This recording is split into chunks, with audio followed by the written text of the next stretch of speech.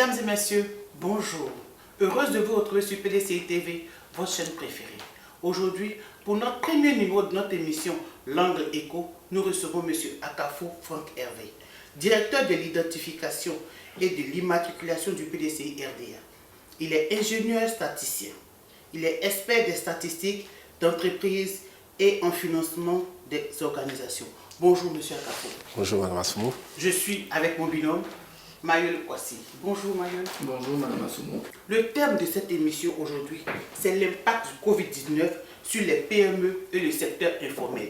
Monsieur Akafo, à quel moment parle-t-on de PME? Pouvez-vous nous définir ce que c'est aussi que le secteur informel? Merci bien Mme Assoumou.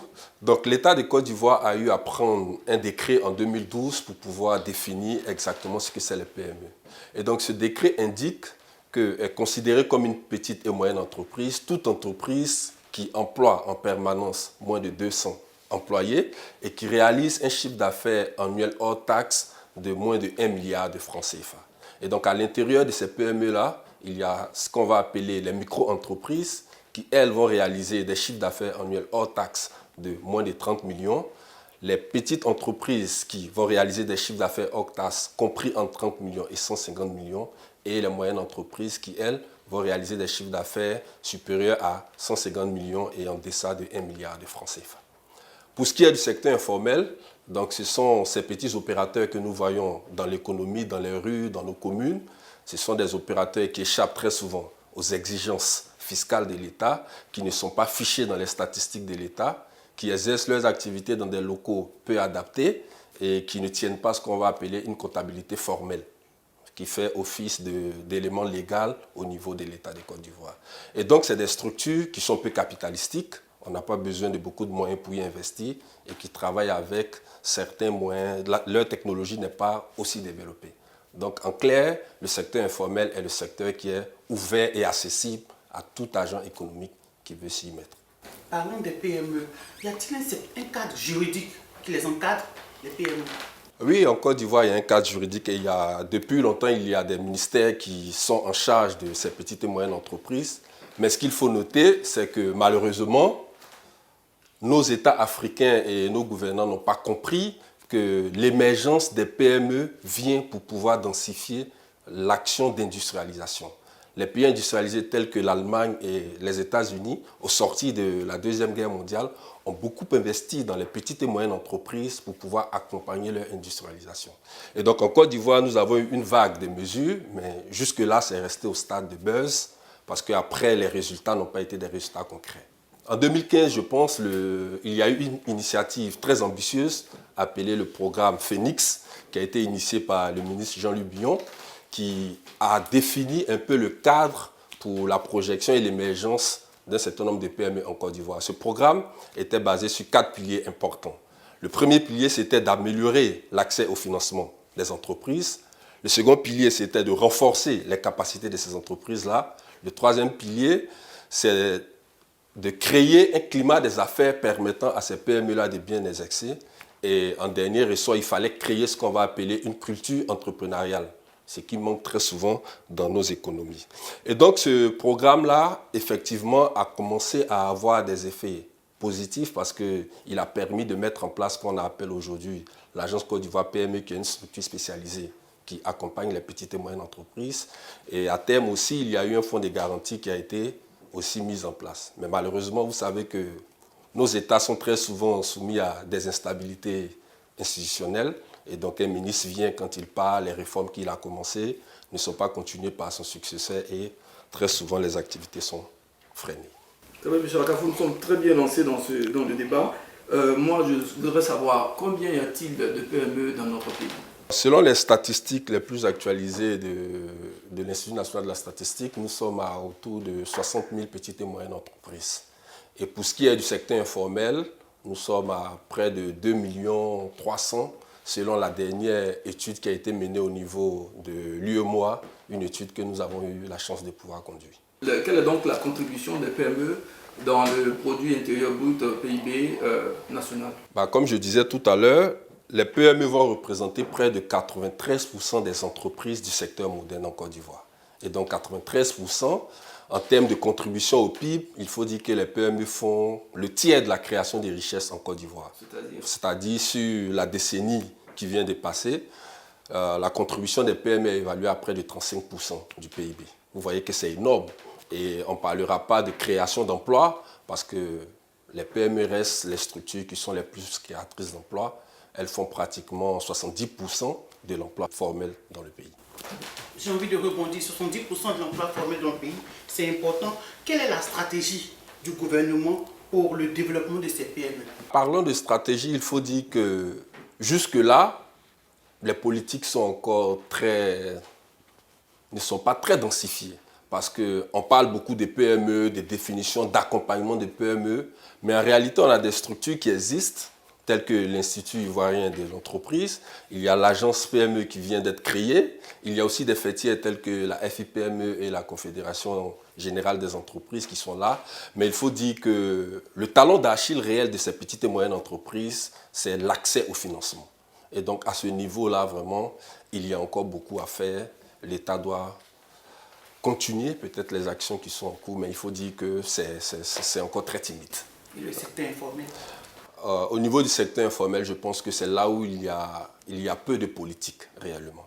La Direction générale des impôts, dans les années 2013-2014, a fait des opérations pour pouvoir recenser ces opérateurs-là et les amener à l'immatriculation.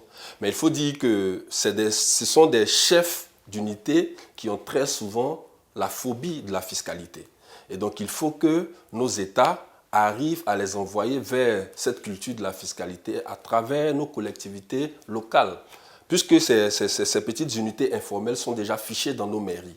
Et donc, il faut pouvoir trouver une fiscalité innovante pour les amener à payer progressivement ces impôts-là et rentrer dans l'économie formelle. D'accord, M. Agafou, en termes de défis, vous parliez tantôt de l'accès au crédit, mais il y a aussi la question cruciale de l'accès des PME nationales au marché public. Qu'en est-il aujourd'hui? Oui, ça c'est une interrogation qui a fait couler beaucoup d'encre. Je pense qu'il y a 3 ou 4 années de cela, l'État de Côte d'Ivoire avait fait une réforme pour donner un accès aux PME, à la commande publique. Mais il faut dire que là encore, les choses n'ont pas trop bougé parce que après la période de crise, il y a eu un investissement massif dans les infrastructures. Et donc normalement, cet investissement devait avoir un effet sur les petites et moyennes entreprises puisque les grandes entreprises qui avaient ces marchés devaient aller dans des contrats de sous-traitance avec des PME locales.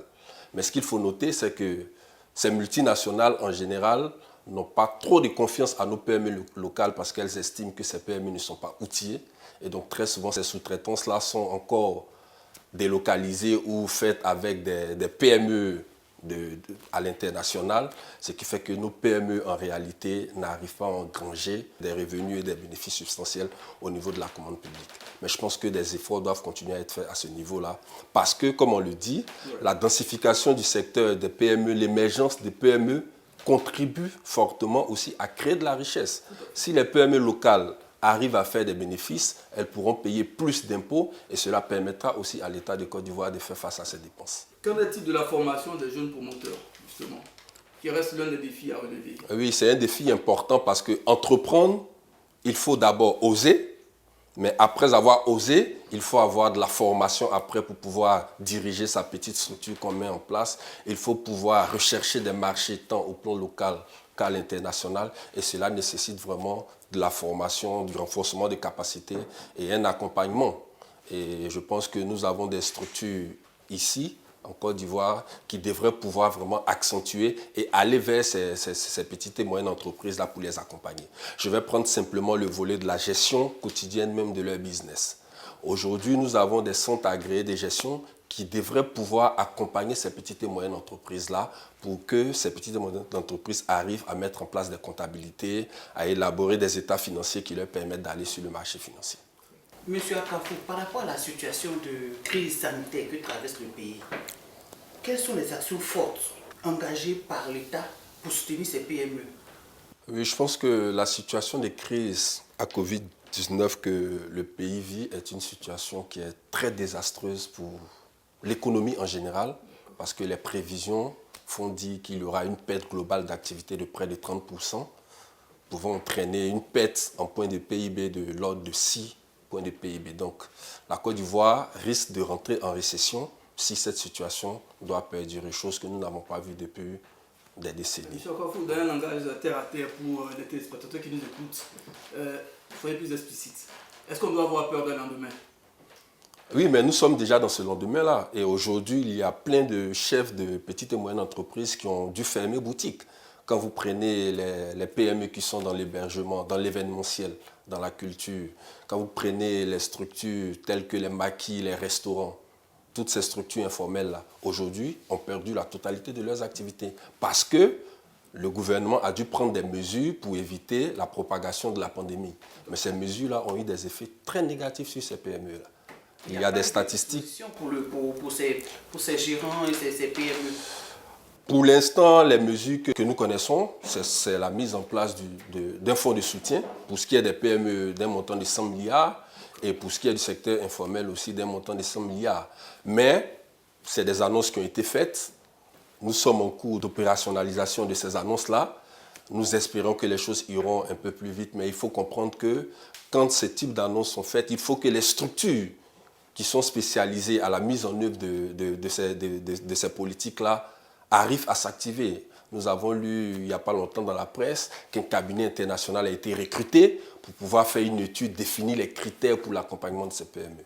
Nous pensons que dans cette crise-là, il faut rapidement aller au secours de ces chefs d'entreprise-là, parce qu'il y a des PME locales qui sont là, qui peuvent faire ces études. Nous avons des experts au plan national. Il y a des fêtières telles que la FIPME, la Confédération des grandes entreprises qui sont là, qui connaissent l'environnement des petites et moyennes entreprises de la Côte d'Ivoire. Donc je pense qu'il faut aller très vite et mettre en place ces fonds-là, les opérationnaliser pour que ces chefs d'entreprise-là puissent souffler. N'oublions pas, nous sommes dans une année électorale.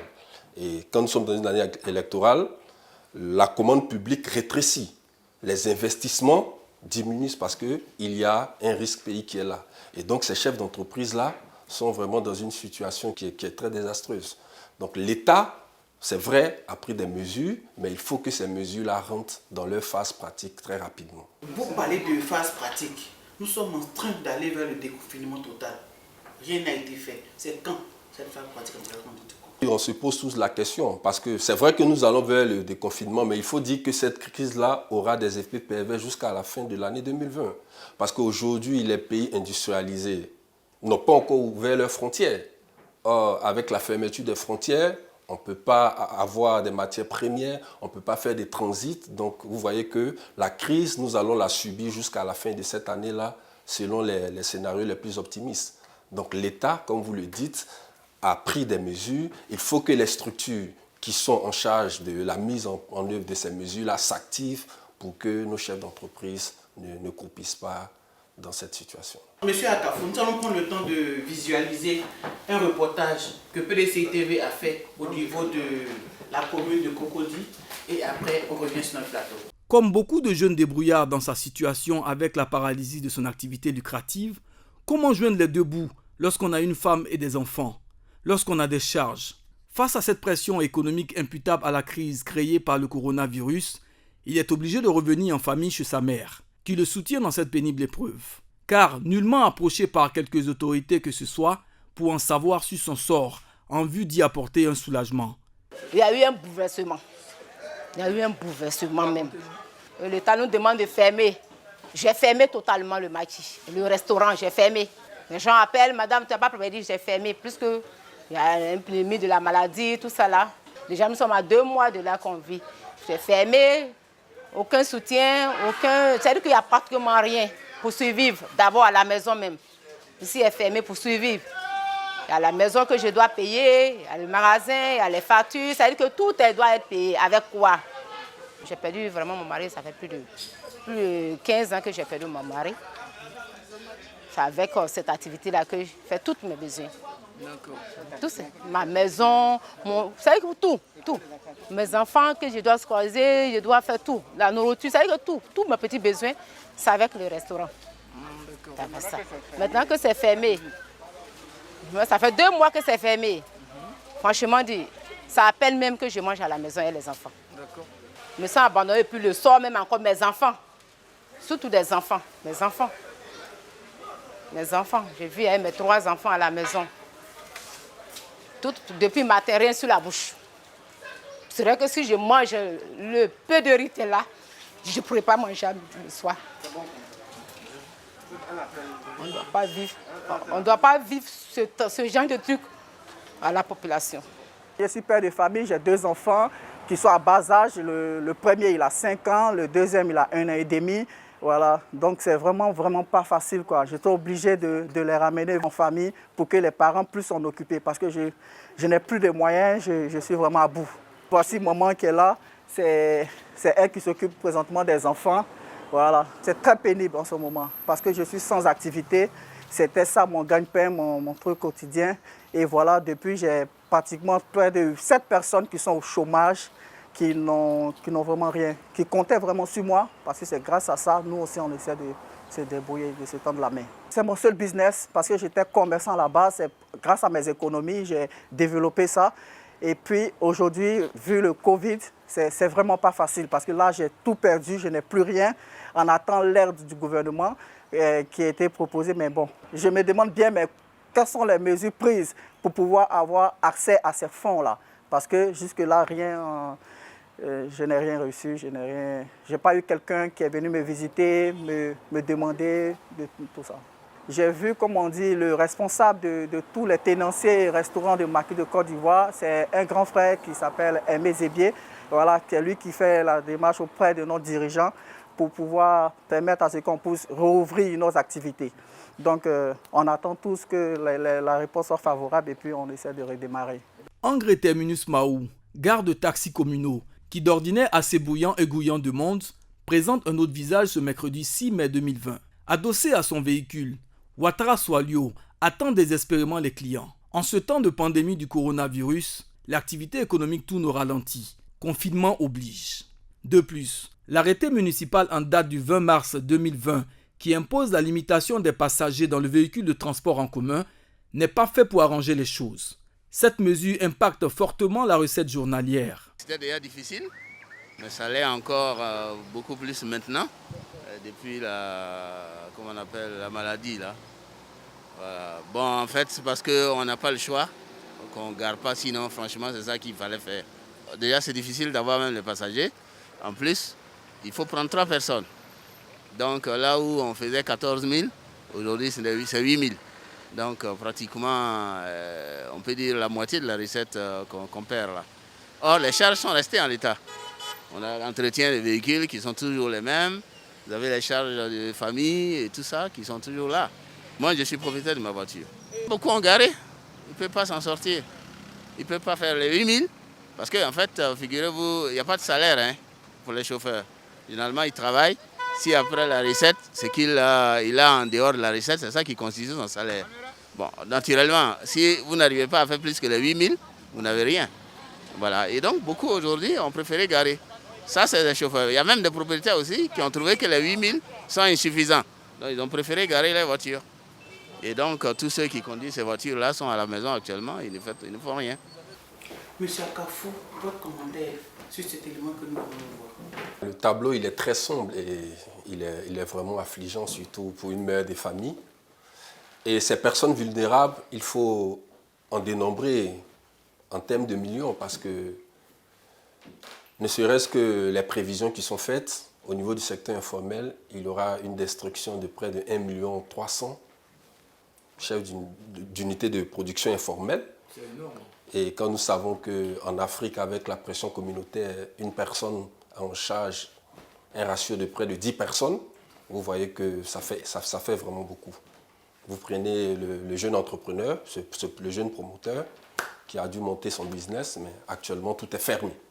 Tout est fermé. Après, il va falloir qu'il fasse face à ces charges sociales parce que l'État a différé le paiement des impôts et des charges sociales, mais il faut noter que c'est des choses qui vont revenir après au niveau de la trésorerie de ces PME-là comme un effet négatif. Je suis tenté de me poser la question de savoir est-ce que ces mesures sociales qui doivent accompagner ces secteurs sinistrés, est-ce que ça règle la question? Différer les loyers, différer les factures, est-ce que ça règle la question? À court terme, c'est important parce que ça permet de donner de la trésorerie aux entreprises et aux ménages d'avoir des revenus pour pouvoir faire face à la crise. Mais à moyen terme, il faut dire que les effets négatifs vont revenir parce que après, il va falloir payer ces impôts-là. Après, il va falloir payer toutes ces charges sociales-là. Donc, je pense que l'État devrait aller un peu plus loin en termes de faire ce qu'on va appeler un abattement, voire même il faut annuler peut-être l'impôt synthétique pour ces petites structures-là, parce que si ces petites structures doivent se mettre à faire face encore à ces charges sociales, la relance post-crise sera très pénible pour ces structures. Je voulais vous demander, c'est vrai que vous parlez des entreprises, des PME, mais au niveau des mesures d'accompagnement, je parle des ménages, des personnes physiques, l'État a demandé la discussion entre propriétaires et locataires. L'État demande de différer les paiements d'électricité et d'eau. Est-ce la solution? Parce que le propriétaire attend aussi son loyer pour vivre. Comment on règle cette histoire? Vous savez, quand nous sommes en situation de crise, il faut bien que l'État prenne un peu de recul, faire des annonces et au fil du temps, ces mesures-là, il faut voir l'effet que ça pourra avoir sur les ménages. Mais en réalité, la mise en œuvre de ces mesures reste très discutable parce que, comme vous l'avez suggéré, un responsable qui a dû construire sa maison et qui est à la retraite, qui a besoin de ses loyers pour vivre et pour faire face aussi à ses dépenses quotidiennes, c'est très difficile. Est-ce que l'État ne gagnerait pas à, je veux parler des factures d'électricité, comme cela s'est fait dans d'autres pays, demander l'annulation totale de ces factures-là pour une période de 3 mois pour les Ivoiriens? Ah, ça serait la mesure la mesure la plus importante ça serait la mesure la plus importante pour soulager les ménages, parce que comme vous l'avez dit, il y a certains pays qui ont dû s'engager dans ce type de mesures parce que la crise affecte considérablement les ménages et les entreprises. Justement, l'un des effets pervers, ce serait aller vers un cumul de dettes pour ces individus, pour ces ménages. Ah oui, c'est ce que je disais, ça va revenir forcément comme un effet boomerang parce qu'une fois la crise passée, il va falloir faire face à toutes ces charges sociales, à toutes ces dépenses qui sont liées au fonctionnement de ces structures et même au niveau du ménage. En tout cas, cette crise aura un impact important sur le profil de pauvreté de la Côte d'Ivoire. Quelle sera l'après-crise? Comment ces entreprises vont se relancer? On se demande, M. Akafo, vous, expert, qu'avez-vous à leur dire? C'est à ce niveau-là qu'il faut déjà parler de résilience. La résilience doit se voir en plusieurs thèmes. Il y a des secteurs d'activité aujourd'hui qui sont fermés. Il y a des secteurs d'activité aujourd'hui qui ne permettent pas d'engranger des bénéfices. Il faut que déjà ces petites et moyennes entreprises et ces opérateurs du secteur informel pensent à se réinventer. Ils peuvent déjà se réorienter vers certains secteurs. Ça, c'est un premier volet. Le second volet, c'est que le fonds de garantie qui a été mis en place, il faut bien que dans son opérationnalisation, on puisse accompagner aussi ces petites et moyennes entreprises-là à avoir accès au financement auprès des institutions bancaires, à avoir accès aussi à la formation et à avoir accès à des marchés au niveau international pour parler de la période post-crise. Sinon, ça sera vraiment compliqué pour ces structures-là. Et comme je le dis, ces structures représentent pour près de 90% en termes de création d'emplois. Il faut bien que ces structures-là continuent de vivre, sinon c'est l'économie qui va s'effondrer. Nous allons terminer, mais avant, nous allons vous demander de regarder les Ivoiriens, de regarder les sympathisants et les militants du PDCI-RDR. Nous vivons une période de crise. C'est vrai que nous allons petit à petit vers le déconfinement. Mais pour ces PME et pour cet exemple que nous venons de voir, qu'est-ce que vous avez envie de dire aux Ivoiriens par rapport à la relance économique qui va suivre après la crise? Je pense qu'avant de m'adresser à ces opérateurs économiques-là, je vais déjà remercier PDCI TV pour l'opportunité qui nous est donnée de parler d'un sujet important qui tient à l'économie du pays. Merci encore et nous espérons que ce type d'émission va continuer à faire son chemin pour que d'autres thèmes puissent être abordés. Pour revenir à ces opérateurs du secteur informel et à ces chefs d'entreprise, il faut dire que la situation est une situation mondiale. Tous les pays sont frappés par cette crise. La crise frappe différentiellement chacun d'entre nous. Il faut pouvoir avoir dans un premier temps ce qu'on va appeler la résilience. il ne faudrait pas voir cette crise comme une fatalité. Il faut prendre des mesures de gestion qui permettent de minimiser peut-être des dépenses et de pouvoir préserver une trésorerie pour faire face à ce qu'on va appeler des charges fixes et des charges structurelles. Et après, il faut aussi s'organiser et aller vers ces fonds qui ont été mis en place par l'État, voir comment est-ce que ces structures peuvent bénéficier de ces fonds-là pour pouvoir se relancer. En réalité, sans ces structures, l'économie ne vit pas, donc il faut beaucoup de courage et nous pensons qu'avec la résilience, l'économie va reprendre de belles plumes juste après la crise. Merci M. Akafo d'avoir éclairé nos téléspectateurs. Aujourd'hui, l'angle éco recevait M. Akafo Franck Hervé, directeur de l'identification et de l'immatriculation du PDCI RDA. Merci monsieur. Quant à vous, chers téléspectateurs, merci d'avoir été des nôtres. Prenez soin de vous, prenez soin des autres, respectons les mesures barrières de sécurité. Dieu nous garde. Bonsoir.